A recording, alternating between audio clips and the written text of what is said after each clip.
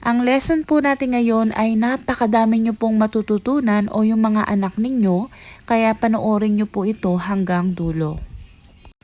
Marami pong nahihirapan kung anong ibig sabihin ng gana, kaya ipapaliwanag po natin ngayon at tatalakayin kung ano nga ba ang ibig sabihin ng gana. Ang gana po ay pinaikling salita lang ng going to. Sa Tagalog po ay wala siyang direktang iisang salita. Sapagkat ginagamit natin ang pag-uulit ng pantig ng pandiwa or yung verb conjugation, mga particular na salita upang maipakita ang kilos na gagawin pa lamang. Magbibigay tayo ng halimbawa sa pamamagitan ng future tense gamit ang gana. Example, gana sleep. Sa Tagalog, matutulog. Halimbawa, matutulog na siya. She's gonna sleep now. She's kapag tinutukoy ay babae. He's kapag ang tinutukoy ay lalaki. Okay, another example ng gana. Gonna eat. Sa Tagalog ay kakain. Halimbawa, kakain ako mamaya. I'm gonna eat later. Okay, another example, gonna buy. Sa Tagalog, bibili. Halimbawa, bibili kami ng tinapay. We're gonna buy bread. Kung mapapansin ninyo, ang gana ay naipapakita sa pamamagitan ng pag-uulit ng unang pantig, syllable, ng salitang ugat. Gana sleep, matutulog. Tulog ang root word. Gana eat, kain. Kain ang root word. Gana buy, bili. Bili ang root word. Sa paggamit ng salitang pupunta, ito ay tumutukoy na may destination. Ito ay tumutukoy sa pagpunta sa isang lugar.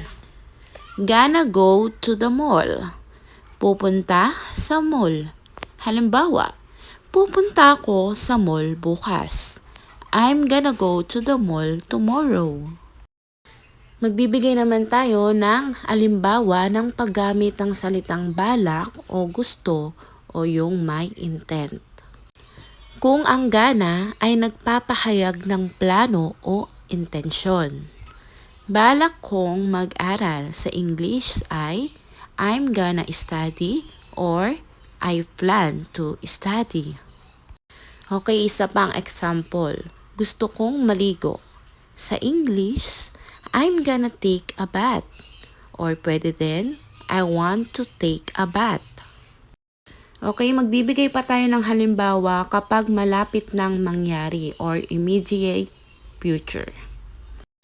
Madalas nating dagdagan ng salitang na para ipakita na gagawin na ang kilos agad-agad.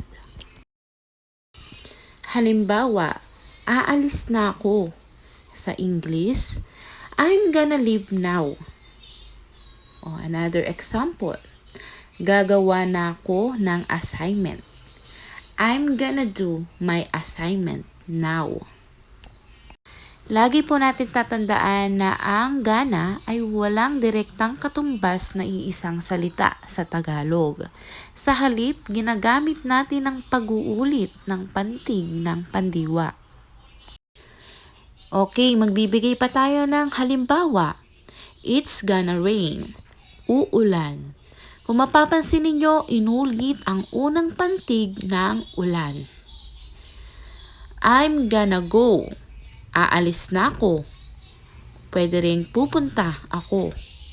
Kung mapapansin ninyo, inulit ang salitang alis at punta.